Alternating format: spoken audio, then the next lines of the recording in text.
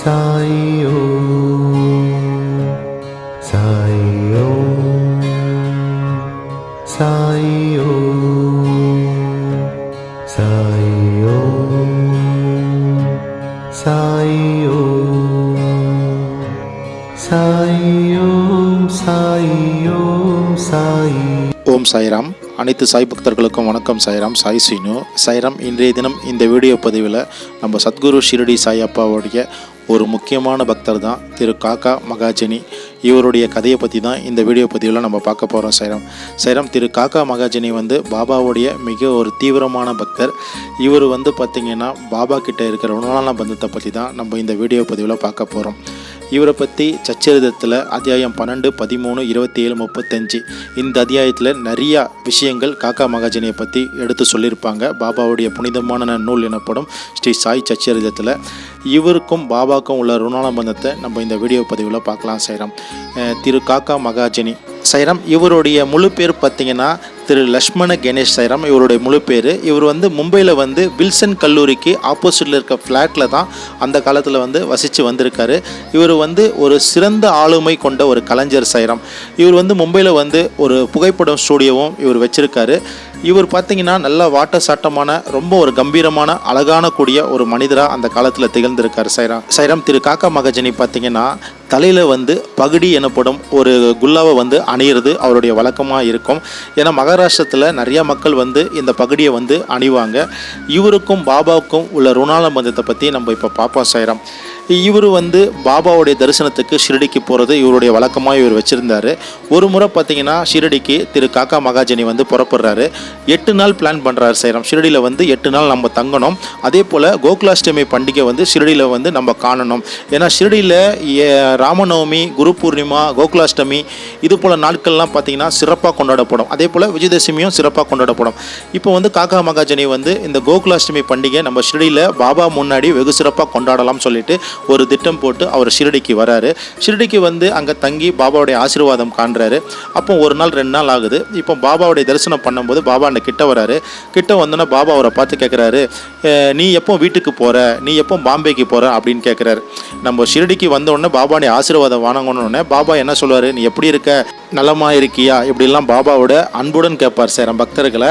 அப்போது காக்காஜனியை பார்த்து பாபா என்ன கேட்குறாருன்னா, நீ எப்போ ஷிரடி வீட்டுக்கு புறப்படுற அப்படின்னு பாபா ஒரு புதிர ஒரு கேள்வி எழுப்பார். இவருக்கு காக்காஜனிக்கு ஒன்றும் தெரியாது.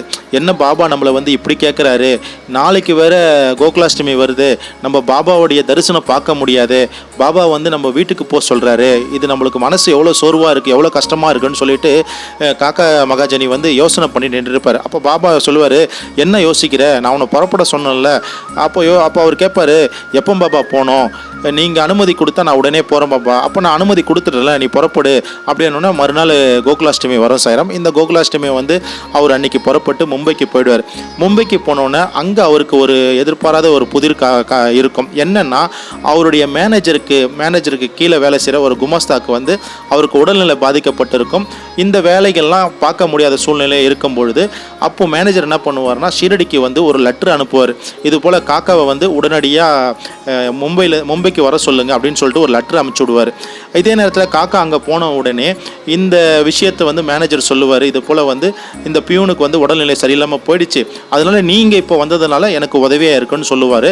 இந்த லெட்ரு ஷிரடிக்கு போய் சேர்ந்த உடனே தபால்காரர் என்ன பண்ணுவார், அங்கே காக்கா இல்லைன்னு சொல்லிட்டு மும்பைக்கு போனோன்னா இந்த லெட்டரை மும்பைக்கு திருப்பி அனுப்பிச்சிடுவாங்க. சாய்ராம், இது இடையில் பாபா கிட்ட இருந்த ருணானபந்தத்தை அவர் பார்க்க முடியும். தன்னுடைய மேனேஜர் கீழே வேலை செய்கிற ஒருத்தருக்கு உடம்பு சரியாலை அப்படின்னு பாபா உள்மனசில் தெரிஞ்ச பிறகு தன்னை அந்த இடத்துல அனுப்பிச்சு வைக்கிறாரு. இது ஒரு காக்காவுடைய வாழ்க்கையில் நடந்த ஒரு அற்புதம் கூட சொல்லலாம். அதே போல் பார்த்திங்கன்னா, ஒரு முறை காக்காஜி பார்த்திங்கன்னா அவருக்கு வயிற்றுப்போக்கு, காலரா வயிற்றுப்போக்கு ஏற்படுது. இது ரொம்ப நாளாக அவருக்கு ஒரு ப்ராப்ளமாகவே இருக்குது. பாபா இதை எப்படின்னா சரி பண்ண மாட்டாரா அப்படின்னு சொல்லிட்டு அவர் இருக்கார். ஒரு முறை வந்து பாபா வந்து லெண்டி தோட்டத்துக்கு போயிருக்கார் சைராம். லெண்டி தோட்டத்தில் போயிட்டு வர சொல்ல சபா மண்டபத்தை கிட்ட வராரு. அதாவது அது என்பது என்னன்னா, நம்ம தோரகமாயில் வந்து உள்ள நுழைஞ்ச உள்ளே இருக்கிறது தான் சபா மண்டபம் சொல்லுவோம். இந்த சபா மண்டப கூரை எல்லாம் போடுற பணிகள்லாம் அப்போ நடைபெற்று இருக்கு. அப்போ வந்து பாபா வந்து ரொம்ப டென்ஷனாக வர்றாரு. பாபா ஒரு வேலை அவரே சொன்னால் கூட சில நேரத்தில் ஏன் கோவம் அடைகிறாரு, சில நேரத்தில் ரொம்ப சாந்தமாக எப்படி இருக்காரு யாராலுமே கெஸ் பண்ண முடியாது சைராம். பாபாவுடைய அற்புதம் வந்து அது போல். அப்போ திடீர்னு வந்து பாபா கூச்சல் இட்ட உடனே எல்லாரும் வெளியில் ஓடுவாங்க. அப்போ பாபா என்ன பண்ணுவார், காக்காவை மட்டும் பிடிச்சி என்ன பண்ணுவார்னா உட்கார சொல்லுவார், ஒரு இடத்த நோக்கி உட்கார வைப்பார்.